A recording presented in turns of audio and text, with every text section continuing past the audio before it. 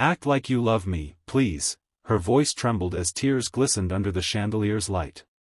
The crowded ballroom froze. Her ex smirked from across the room, his arm wrapped around another woman who looked like everything she never could be, confident, flawless, untouchable. For a moment, she wished the floor would swallow her whole. But before she could take another breath, the CEO beside her, the man whose name made others bow, turned to face her. Cold, unreadable, distant, he was everything the world said she wasn't. Yet in that split second, his eyes softened. Without a word, he reached for her trembling hand and pulled her closer. "I don't have to act," he whispered near her ear, and even he seemed surprised by the truth that slipped out. The crowd began to murmur, the music played again, and the two of them started to dance, slowly, quietly, as if the rest of the world no longer existed. His hand rested on her back, steady and protective, while her heart raced against the weight of everything she had lost. For months, she had been nothing more than a shadow in his office, another name among thousands. Yet here, under the soft golden lights, her pain awakened something buried deep within him, the man he used to be before power and money stripped away his gentleness. As they moved across the floor, she couldn't stop the tears that slipped down her cheeks. Every glance from her ex felt like a dagger, but the warmth of the man holding her was a shield she didn't know she needed.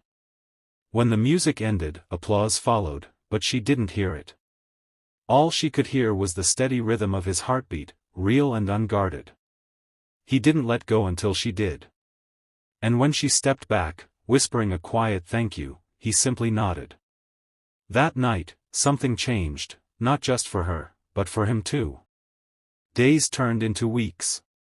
She tried to pretend nothing had happened, returning to her quiet desk and long hours. Yet he found reasons to pass by her office, asking about her projects, her health, her smile. At first, she thought it was pity. But one evening, when she collapsed from exhaustion, it was his voice that called her name, his hands that carried her to the hospital. That was when he learned the truth. She had been sick for months, hiding it because she couldn't afford to lose her job. The same woman who begged him to act that night was fighting a silent battle alone. Something inside him broke. The ruthless CEO who never cared about anyone began skipping meetings, canceling deals, sitting by her bedside. She told him not to, told him to go back to his world of glitter and power, but he refused. "You made me remember what it feels like to care," he said quietly, his tone stripped of pride. She smiled weakly, tears falling. "You don't owe me anything," she whispered. But he shook his head. "I do. You reminded me that love isn't weakness." She didn't survive the winter. The hospital lights dimmed the night she took her last breath, her hand resting softly in his. He stayed there long after the machines went silent. In the morning, the staff found him still sitting beside her, eyes hollow, holding a small note she had written, "Thank you for pretending. It made me believe again." Years passed, but her memory never left him. He built a hospital wing in her name, not as charity, but as redemption. Every time he walked through those white halls, he could almost hear her voice saying those same trembling words, "Act like you love me, please," and every time, he whispered to the air, "I never acted." Weeks later, her illness came back, the reason she had asked for help that night. No one at the company knew, not even him. She had kept it hidden behind polite smiles and quiet strength, showing up to work every day despite the pain that made it hard to breathe. When he found out, it wasn't from her, it was from a call in the middle of a board meeting, a voice trembling on the other end telling him she had collapsed. The same man who once believed nothing mattered more than success stood frozen, realizing that every deal, every number, every piece of power he had fought for suddenly meant nothing. Within an hour, he was at the hospital, his suit still crisp but his heart in ruins. She lay there, pale and fragile, surrounded by machines that hummed with cold precision. When her eyes opened and found his, there was surprise, almost disbelief. "Why are you here?" she whispered weakly, forcing a smile. "You have meetings."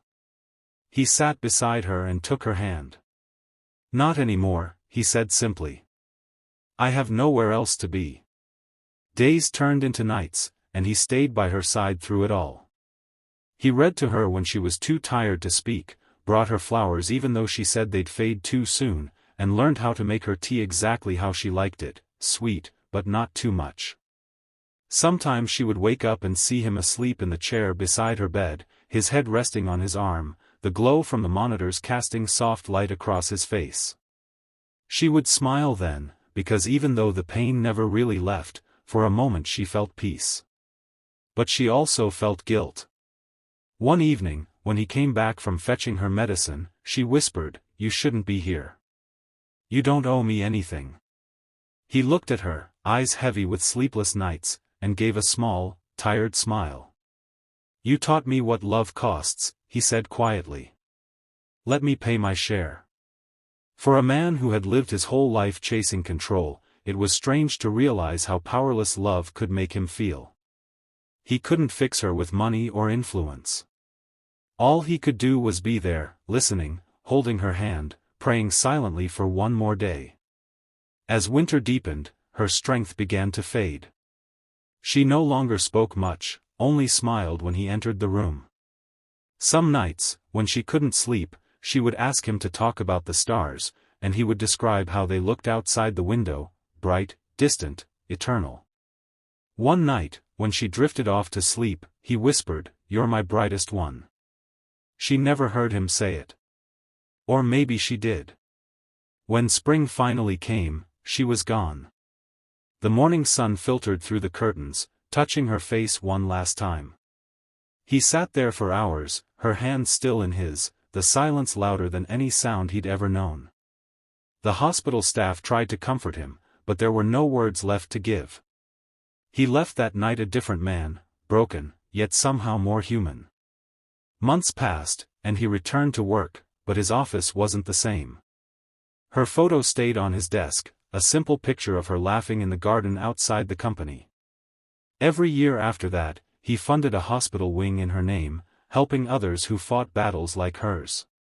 People called it charity, but he called it love, the only kind that lasts. He never remarried, never moved her photo, and every evening, before leaving the office, he would look at it and whisper softly, "You asked me to act like I loved you. I never acted."